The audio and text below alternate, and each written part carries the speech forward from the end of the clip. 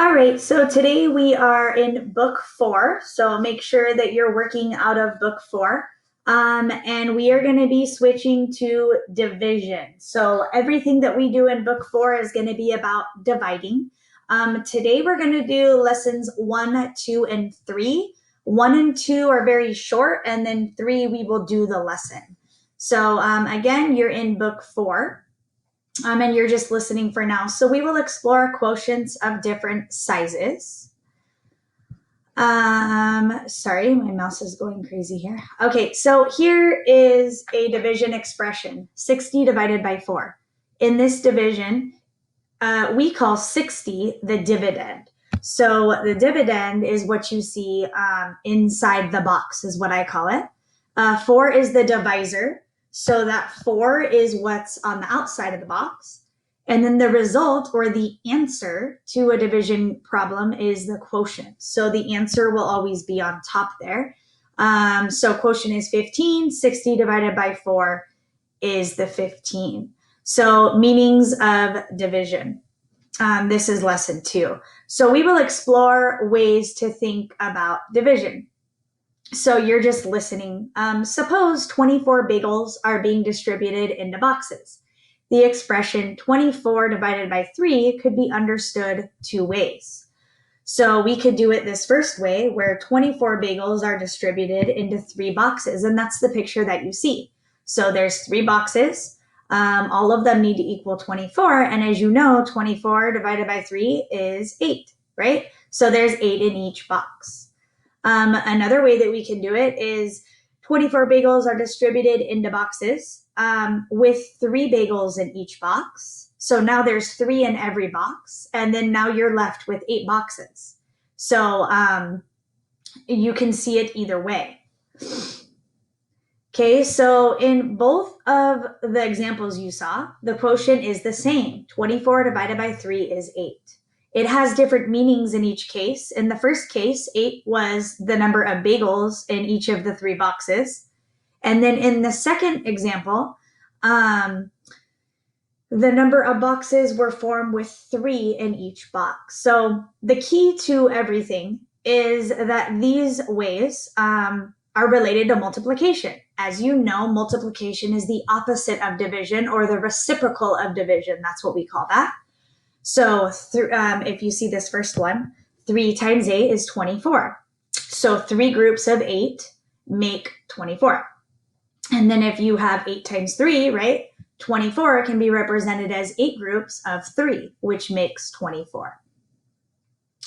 Okay, so this is our main lesson today. 1 and 2 were more just reviews, so we're going to just start kind of doing things right here.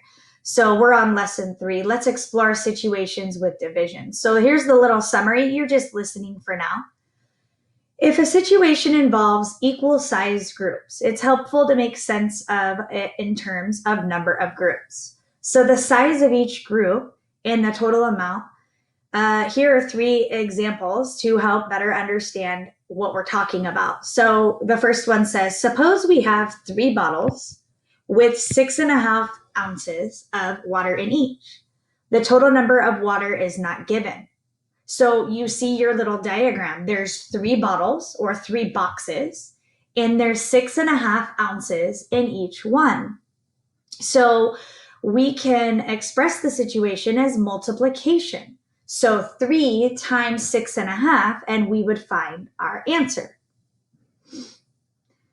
Okay, so now another example says, next, suppose we have 20 ounces to fill 6 equal size bottles, but the amount in the bottles is not given, right? So you see that the total's 20, right? And then there's 6 bottles or boxes, but we don't know how much is inside each one. So what we would do is we would just divide them, right? You would do 20 divided by 6, and that's going to tell you what's in every single one of those. Okay. And then it says, now suppose we have 40 ounces of water with 12 ounces in each bottle, but we don't know how many bottles there are, right? So there's 40 ounces, that's the total. And we know that there's 12 in each box or in each bottle, but we don't know how many groups there are. And to find the answer, you would divide, right? 40 divided by 12 will tell you, well, you need however many boxes that you need. Okay, so whenever we have a multiplication situation, one factor tells us how many groups there are, the other tells us how many is in each group. So let's practice this. We're starting on lesson number 2, or the second part, however you want to say it, and it's on page 16. And remember that you're in book 4. Okay, so page 16, we have homemade jam. So it says to draw a diagram, write a multiplication equation, and answer. So we're going to do the number 1 and number 2. So May has 4 jars. Okay, so on your book, please start making 4 boxes like what you see with the blue and the green. And she put 2 1/4, cups of blueberry jam all together. How many are in the jars? So we don't know how many cups there are, but we know that there are 4 jars, and we know that there's 2 1/4 cups of jam in each one. So what they're telling us to do is we could do 4 times 2 1/2, or 2 1/4, I'm sorry. So let's do a quick refresh. So remember the 2 1/4, right? We went over this before, but I know you're coming back from break, so I get it. Remember that you multiplied the 4 and the 2, and then you add the top.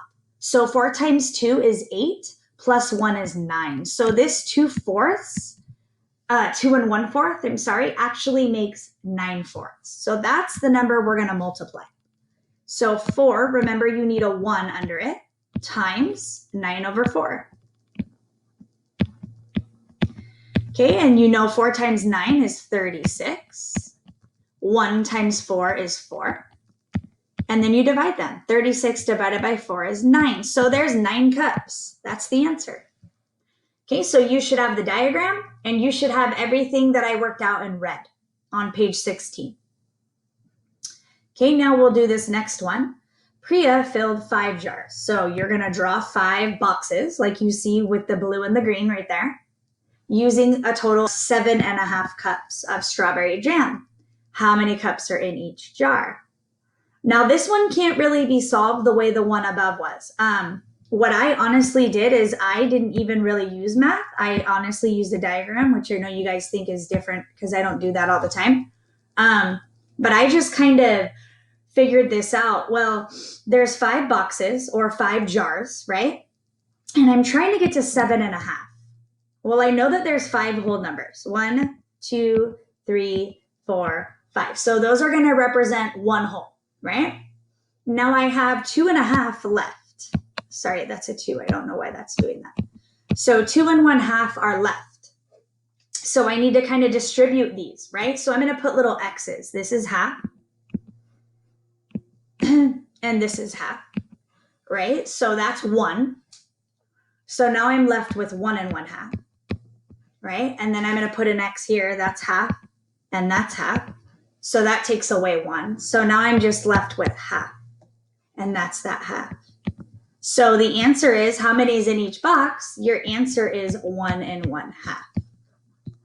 That is how many cups are in each one. Okay. So now we move to number 3 on page 17. Okay, so to make 1 batch of granola, Kieran needs 26 ounces of oats. The only measuring tool he has is a 4-ounce scoop. How many scoops will it take to measure 26 ounces of oats? So I have a diagram above for you, right? You know that 4 does not go into 26, so there's going to be some stuff left over, which is either a fraction or a decimal, right? So your letter A, will the answer be more than 1 or less than 1? So the answer is going to be more than 1. You'll have more than 1 in each one. And that's just obvious by the diagram. Write a multiplication equation and division equation that represents. So mine is here in the blue. So you're going to write for B, something times 4 makes 26. That's my multiplication equation. And then you're going to write 26 divided by 4. That's going to be your division equation. And then C is find the answer. So you would do 26 divided by 4. And if you use a calculator, you'll get 6.5 or 6.5 if you were working it out. So that's what you'll write for A, B, and C. So now on our last one, I just wanted to just give you another example. So 2, the recipe calls for 14 ounces of mixed nuts. To get the amount, Kieran uses 4 bags of mixed nuts. So we're going to find the quotient, right? So you would do 14 divided by 4, and your diagram's right there. And you would get 3.5. Okay, so you're going to join the meet and we'll start the practice.